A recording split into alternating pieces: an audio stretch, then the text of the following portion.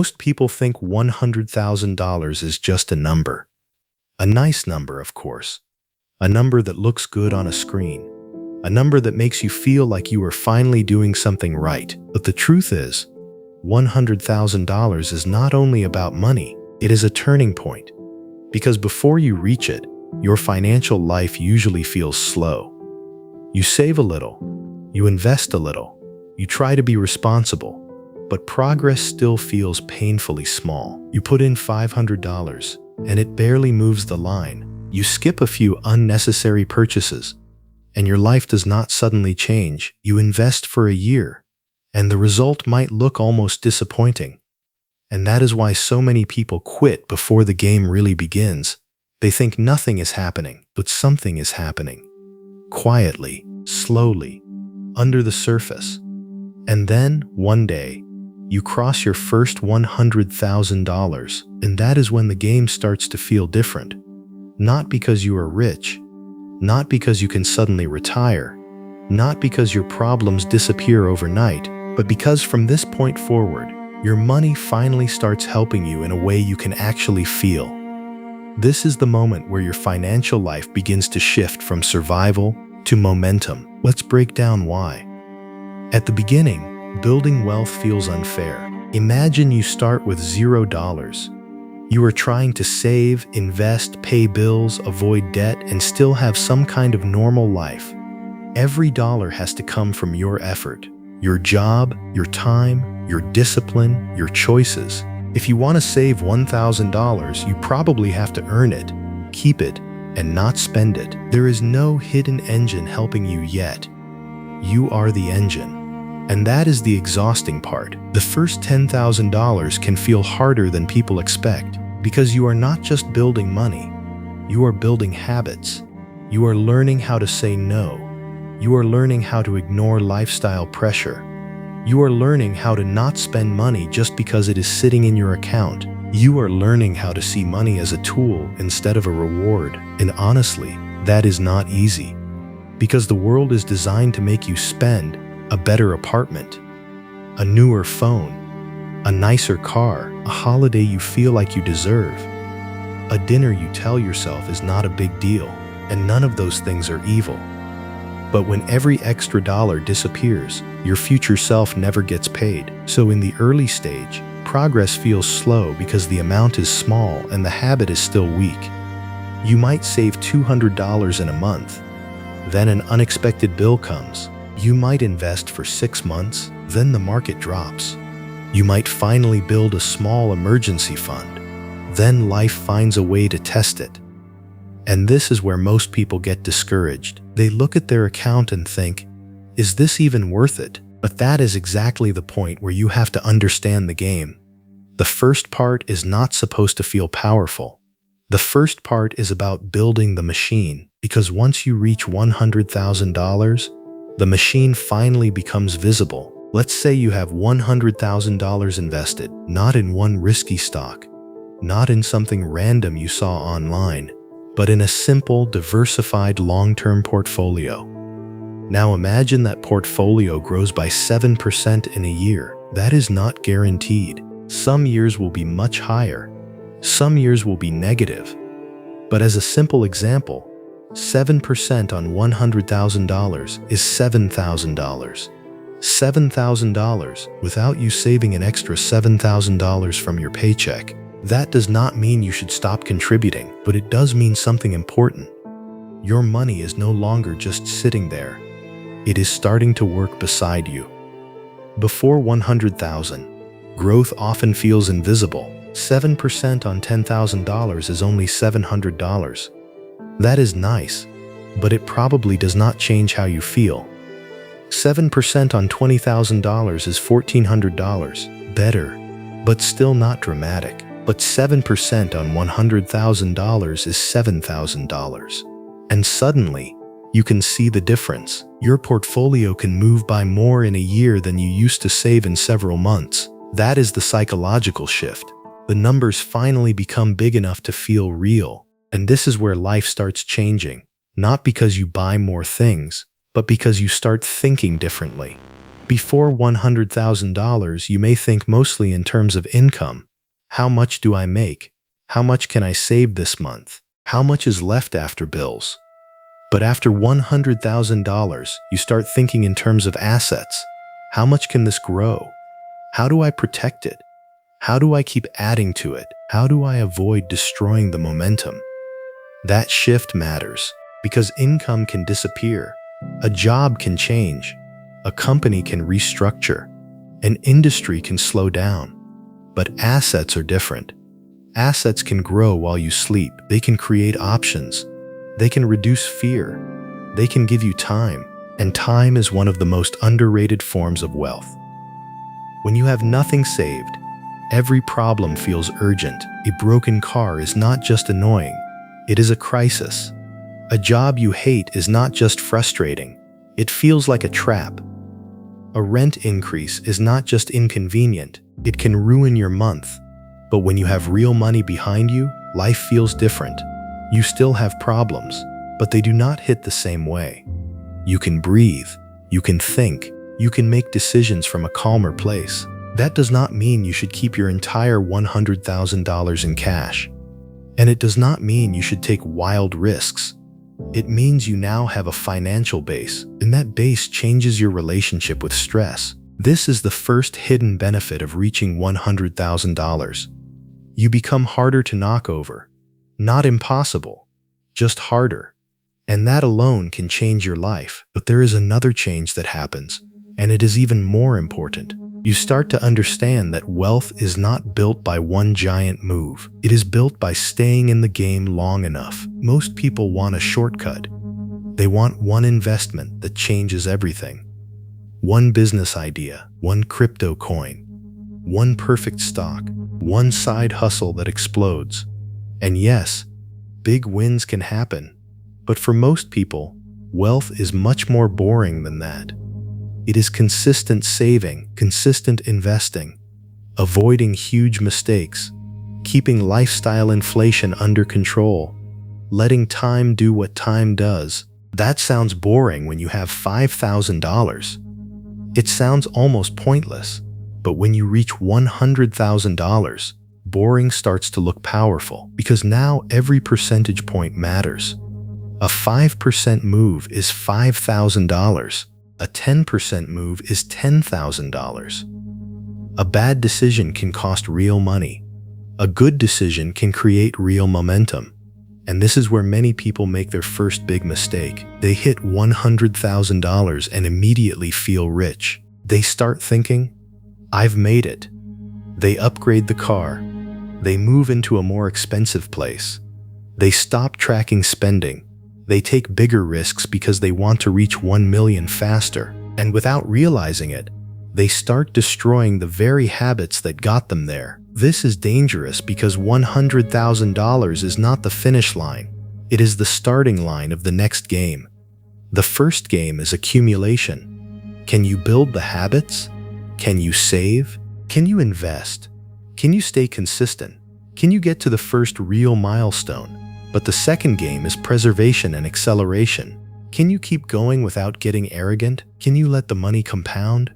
Can you avoid lifestyle creep? Can you avoid panic selling when markets fall? Can you avoid chasing something stupid because you are impatient? That is why $100,000 is such a powerful test. It gives you options, but it also tests your discipline. Because when your money gets bigger, your mistakes get bigger too. If you lose 10% on $10,000, that is $1,000. Painful, but survivable. If you lose 10% on $100,000, that is $10,000. Now it feels very different. And if you take a reckless risk because you want to double your money quickly, you can erase years of progress. This is why the first 100,000 changes your life in two directions. It gives you power, but it also gives you responsibility. You now have something worth protecting. The next change is that your timeline starts to compress. Getting from 0 to 100,000 can take years. For some people, it takes 3 years. For others, 7. For others, 10 or more. It depends on income, expenses, debt, location, family situation, and luck. But getting from 100,000 to 200,000 often feels easier than getting from 0 to 100. Not always faster, but easier. Because now you are not starting from nothing. You already have habits. You already have proof. You already know you can do it. And your money is contributing to the journey. Then going from 200,000 to 300,000 can feel easier again. Because the base is larger, the growth has more room to work, and your identity has changed. You are no longer someone trying to become good with money. You are someone who has already built real money. That identity shift is huge because people do not usually change their financial life just by learning more information. Most people already know they should save. They know they should avoid bad debt. They know they should invest. They know they should not spend every raise. The problem is not information. The problem is identity and behavior. If you see yourself as someone who is always behind, you will act like someone who is always behind. If you see yourself as someone who never has enough, you may spend every extra dollar because deep down, you do not believe money stays. But when you reach $100,000, you get evidence. You can look at your account and say, I did this. That evidence changes how you behave. You become less interested in impressing people because now you know what progress feels like. You become less tempted by small status purchases because you have seen what consistency can build. You become more patient because patience has finally paid you. And that is when money becomes less emotional. You stop seeing every paycheck as something to consume. You start seeing it as fuel. Part goes to life. Part goes to safety. Part goes to freedom. That is the real change. $100,000 does not buy freedom by itself, but it proves that freedom is possible. Now, let's talk about what actually happens after you cross this point. The first thing you should usually do is not celebrate by spending a huge amount of money. Celebrate, yes. Mark the moment. Enjoy it. You earned that. But do not confuse celebration with sabotage, because the best thing about reaching $100,000 is not that you can spend more. It is that you can finally let your system work. At this stage, the goal is simple. Keep the base strong. Make sure you have emergency savings. Make sure high-interest debt is under control. Make sure your investments are diversified. Make sure your lifestyle does not quietly rise faster than your assets. And most importantly, make sure you do not stop, because the person who reaches 100,000 and stops contributing may still do well over time. But the person who reaches 100,000 and keeps contributing can build momentum much faster. Imagine two people. Person A reaches $100,000 and says, "Great, I'm done for now." They stop adding money, they just let it grow. Person B reaches $100,000 and says, "Now the machine is finally working, I'm going to keep feeding it." They continue investing every month. At first, the difference may not look massive, but over 10, 15, 20 years, the gap can become enormous because person B has two engines working at the same time. Their existing money is compounding, and their new contributions are adding fuel. That is where wealth starts to feel less like pushing a rock uphill and more like rolling a snowball downhill. Slow at first, then bigger, then faster, then hard to ignore. And this brings us to one of the most important lessons in personal finance. The first 100,000 is hard because most of the progress comes from you. The next 100,000 becomes easier because more of the progress can come from the money itself. That is the turning point. That is why this milestone matters. But there is a trap here. When people hear this, they sometimes think the goal is just to reach the number. 100,000, done. Achievement unlocked. But the real goal is not the number. The real goal is becoming the kind of person who can reach the number and keep going. Because if you reach 100,000 by luck, but you have no habits, it may not last. If you reach it by taking huge risks, you may lose it. If you reach it but immediately inflate your lifestyle, the momentum disappears. But if you reach it through consistent behavior, then the number is only the beginning, because now you have a repeatable system. You know how to earn, You know how to save. You know how to invest. You know how to wait. You know how to ignore noise. And those skills are worth more than the first 100,000 itself. This is also why comparing yourself to other people is so dangerous at this stage. Someone will always be ahead. Someone your age will have 200,000. Someone younger will have 500,000. Someone online will claim they became a millionaire in 3 years. And if you let that get into your head, you may start rushing. You may start taking risks you do not understand. You may feel behind even when you are doing well. But $100,000 is already a serious milestone. It means you are no longer at zero. You are no longer only hoping. You have built proof. And from here, the question is not, why am I not rich yet? The question is, how do I protect the momentum? Because momentum is everything. At $100,000, you do not need to become reckless. You need to become consistent. You do not need to impress anyone. You need to stay in the game. You do not need the perfect investment. You need a strong plan you can actually follow. And that plan does not have to be complicated. In fact, for most people, complicated is the enemy. The more complicated your money system becomes, the easier it is to make emotional decisions. A simple plan might look like this. Keep enough cash for emergencies. Invest regularly. Stay diversified. Avoid high-interest debt. Increase contributions when income rises. Do not let every raise become a lifestyle upgrade. Review your plan, but do not obsess over it every day. That is not exciting, but it works because it is sustainable. And sustainable is what matters. The goal is not to feel motivated for 3 weeks.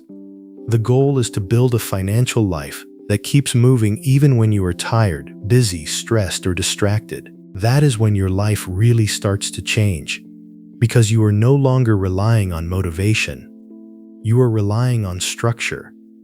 And structure beats motivation almost every time. Now, here is the part nobody tells you. When you hit $100,000, you may not feel the way you expected.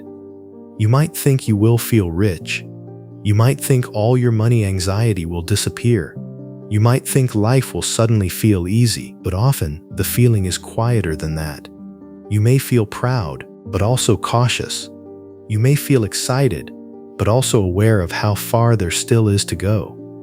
You may realize that $100,000 is both a lot of money and not enough money at the same time. And that is actually healthy, because this milestone is not supposed to make you careless. It is supposed to make you serious. It shows you that the game is real. It shows you that your choices matter. It shows you that small decisions, repeated for long enough, can become something big. And once you truly understand that, you cannot unsee it. You start noticing the cost of habits, not just the price of one purchase, but the future value of repeated purchases.